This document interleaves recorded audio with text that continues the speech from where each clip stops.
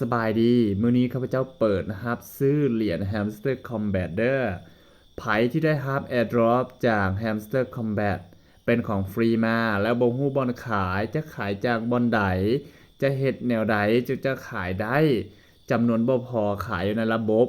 หรือบ่พอที่จะแลกเป็นเงินกีบในระบบ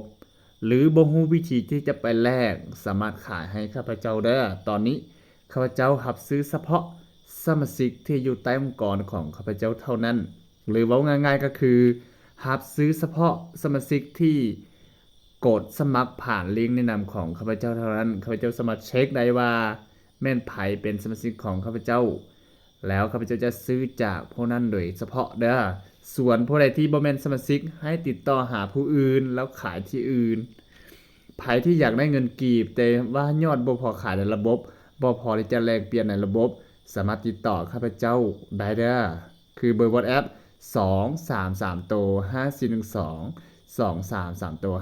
5412สามารถขายที่ Binance Bybit OKX หรือกระเป๋าทุน Keeper ก็ได้แต่ว่ากระเป๋า EB ตอนนี้ข้าพเจ้ายังสอบบ่เห็นบ่จะโอนเงินออกและจะรับเงินเข้ามาฉะนั้น